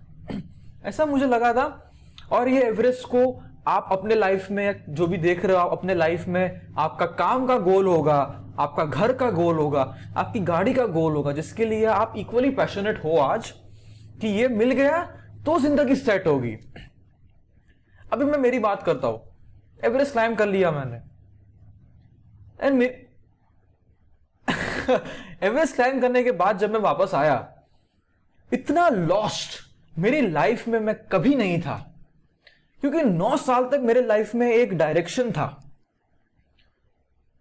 कि भाई मुझे एवरेस्ट करना है. अब कर लिया एवरेस्ट, 24 साल का हो, पूरी एनर्जी भरी पड़ी, पूरी जिंदगी आ गई, लेकिन कोई डायरेक्शन नहीं है गोल लाइफ में.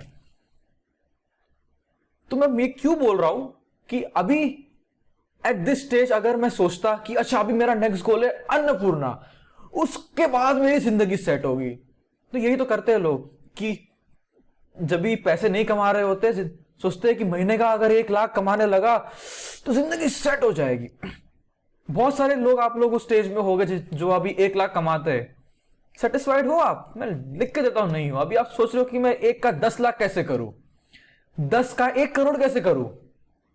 तो मैं ये क्यों एक्सप्लेन कर रहा हूं कि every one of us is trying to fulfil ourselves, but you are doing it in the wrong direction. You are doing it in the external world.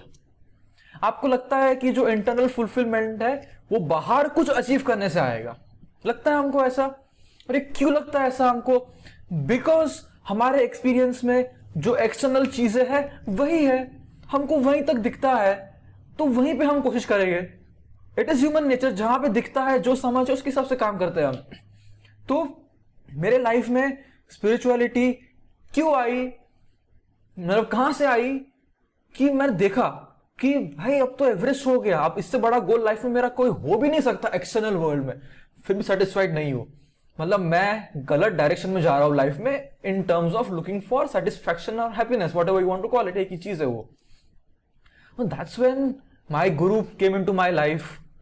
You know, वही है ना, when the pain becomes so strong, that's when the guru finds you. जब enough पक गए हो आप, तभी ही वो फल को तोड़ा जा सकता है। तो एवरेस्ट के बाद एकदम गड्ढे में था मैं, एंड तभी मेरे गुरु आए मेरे लाइफ में, एंड मैंने देखा कि ये जो फुलफिलमेंट मैं बाहर ढूंढ रहा था, जितना बाहर ढूंढोगे उतना दूर जाओगे। फुलफिलमेंट अंदर होती है, एंड वो फुलफिलमेंट बहुत लोग कहते हैं अंदर होती है, इंटरनल वर्ल्ड ये वो। इसको बहुत ही सिंप्लीफाई करके बोलता हूं, मेरे एक्सपीरियंस से, कहीं पे कुछ पढ़ के सुन के नहीं, मेरे एक्सपीरियंस से बोल रहा हूं।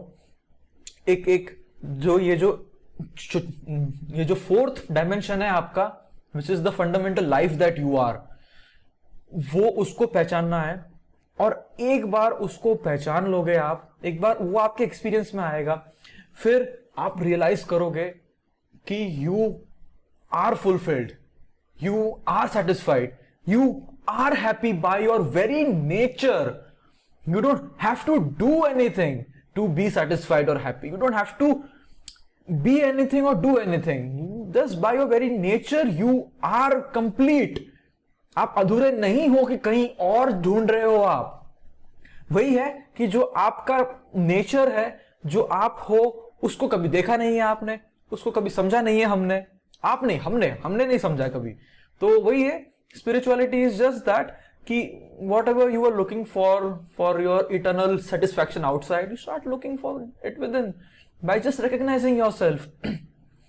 And मतलब ये इसका मैं हमेशा सोचता था बचपन से ये कि मैं इस दुनिया में आया क्यों, मतलब ये बॉडी, ये माइंड क्यों मतलब गैदर हुआ है, मतलब what is the purpose, what is the reason, कहां से आ रहा हूं, कहां जा रहा हूं, ये बीच में क्या चल रहा है मेरी लाइफ, मतलब ये क्यों हूं मैं यहां पे। तो ये सब क्वेश्चंस के आंसर इंटेलेक्चुअली नहीं मिलेंगे आपको। किसी सदगुरु को सुन लो आप, तो उससे आपको आंसर नहीं मिलेगा। आपको जब तक अपने अंदर नहीं जागते, unless and until you see the nature of your life, nature of what you are, तब तक तो सिर्फ बातें हैं सब। तो just spirituality is just a way for me, not for me, it is a way to just go inwards, and once you go inwards, a whole new dimension opens up to you, which is hard to articulate, but यहीं पे क्या है कि मैं छोड़ दूंगा, और आप मेरी आंखों में देख सकते हो कि मैं सच बोल रहा हूँ कि झूठ बोल रहा हूँ। So yes, I wish कि more and more people just look inwards, and spirituality में उल्टे सीधे धक्के मत खाना, just find a right guru। YouTube videos देख के मेडिटेशन मत करना कभी, वो सिर्फ आपको भटकाएगा, आपको गलत एक्सपेक्टेशंस देगा। If you really want to be spiritual और travel that path, you need to find a right guru. सब कचरा छोड़ो, जस्ट एक गुरु जब आपके पास आएगा, you will know he or she is the person, and life will be something else. And ये एक चीज मैं इसको एंड करने के लिए, आखिरी चीज कंक्लूड करने के लिए कहता हूं, a human being can never ever be satisfied completely by doing external things। अब जिंदगी में, दुनिया में कितना भी धाड़ मार लो, सेटिस्फाइड नहीं होगे आप अंदर तक। दिखाने के लिए तो हाँ सेटिस्फाइड हो सकते हो आप, लेकिन अंदर तक अगर सेटिस्फाइड होना है आपको तो a spiritual dimension is needed. ये मैं मतलब बहुत ही हक से बोल रहा हूँ आप लोगों को, because I really care about all of you, जो भी देख रहे हो आप, कि मैंने ये एक्सपीरियंस किया तो आप भी कर सकते हो। थोड़ा सा जस्ट नजरिए की क्या बोलते हैं इसमें जरूरत है बस। सो या थैंक यू बस यही कहना था मुझे स्पिरिचुअलिटी के बारे में। So when I said how spirituality has helped you in achieving your dreams, so to justify that, the fourth dimension you were talking about, इस fourth dimension ने ना मेरे को peace of mind दिया है, right? And when I have that, when I have that kind of peace of mind, I don't take any sort of negativity in my life. And by any sort I mean अगर मेरे को भी अंदर से लगता है ना कि वांश भाई तो ये चीज़ नहीं कर सकता, या फिर यार इसको अगले हफ्ते देखते हैं, अभी कुछ और करते हैं, तो मैं वो चीज़ भी नहीं लेता। I feel like a Superman.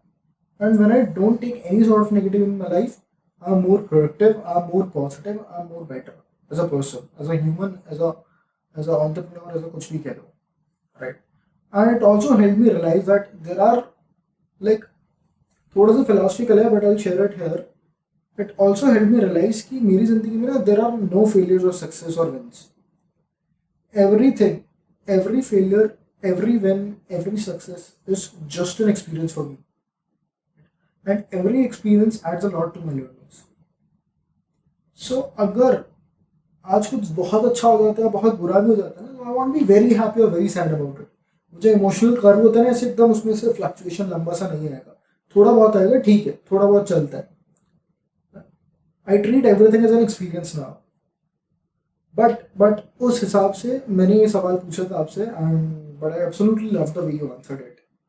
या मतलब वही डायरेक्टली आंसर करने से अच्छा स्पिरिचुअलिटी क्या है ये एक्सप्लेन करना बहुत जरूरी था। बिकॉज मैं यूट्यूब पे जाता हूँ ना, मैं स्पिरिचुअलिटी के वीडियोस देख के मेरी बैंड बज जाती है। मतलब इतना कॉम्प्लिकेटेड तरीके से लोग आंसर करते हैं ना उसको, सिंपल टर्म्स में आंसर बहुत कम लोग करते हैं आजकल के टाइम में इस चीज को। So I just wanted to break it down. एक बार क्या है स्पिरिचुअलिटी समझ में आ गई लोगों को, फिर तो उसके बेनिफिट्स तो हो गई अपने लाइफ में।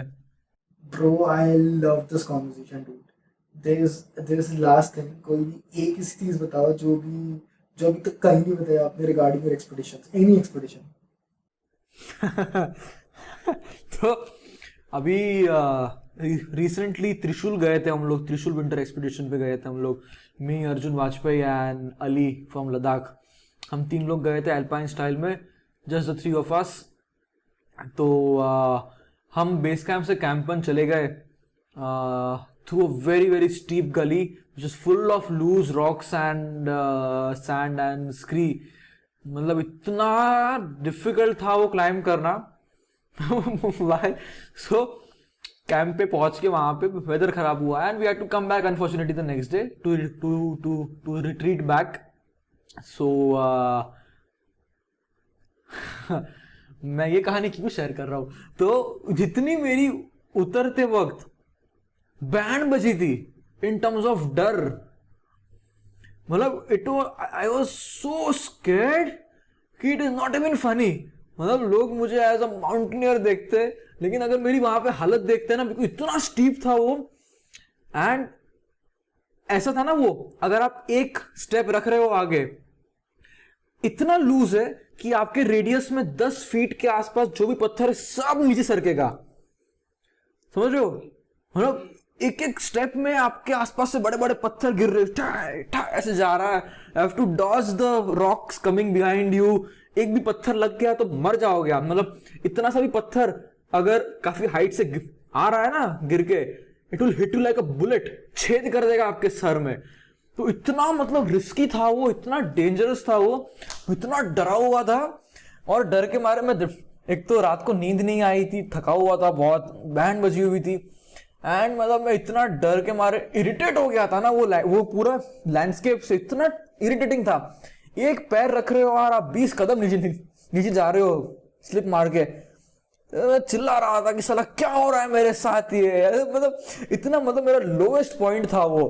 तो आई थिंक ये फनी चीज हुई थी। बाकी तो कहानियां तो ऐसी है कि we can make a whole new podcast on just funny stories and funny experiences which I had. But ऐसी बैंड बजी थी, और ये अर्जुन ने वीडियो रिकॉर्ड किया है, ये जो मैं कभी नहीं दिखाऊंगा किसी को भी, बट है मेरे पास प्रूफ। मैं खुद को देखता हूँ, बोला क्या हो गया था यार मुझे ये तो ऐसी चीजें होती रहती है, बट या उस मोमेंट पर लगा होगा कि दुनिया एवरेज जाती है और यहाँ आना चाहिए। हाँ, अरे भाई मैं खुद को वही बोला था, अरे तूने एवरेस्ट क्लाइम किया और तेरी यहाँ बैंड बज रही है, लानत है तुझ पे। बट यू नो ये एवरेस्ट से 100 टाइम्स मोर क्रेजी था Trishul winter expedition. I mean ओहो। इनफैक्ट जो अन्नपूर्णा वाला जो आप कर रहे हो, you are doing it without any वो जो सपोर्टिंग ऑक्सीजन होता है, बिना सप्लीमेंट ऑक्सीजन करने वाला हूँ, yes. So, just to give people a little perspective what that means, only like less than 1% mountaineers ever are capable of climbing any 8,000-meter mountain without supplementary oxygen, and it takes next level of preparation, next level of planning, next level of fitness, which I've been working on since the last 2 years. So, Annapurna is the 10th highest mountain in the world. And the most dangerous peak in the world to climb. Everest has been climbed by around 9,000 people in the world so far. Annapurna less than 200 people. And there is no Indian civilian who has so far successfully climbed Annapurna. So if all goes well, I'll be the first Indian civilian to climb Annapurna and also the youngest person in the world to climb Annapurna. तो ये Indian mountaineering के लिए बहुत बड़ी चीज़ होगी, not just for me. मेरा तो maximum 50-60 years हूँ, बट ये जो रिकॉर्ड क्रिएट करूंगा मैं, इससे जो आग फैलेगी, इससे जो अवेयरनेस फैलेगी, it will last for ever. So this climb is not just about me, I would से,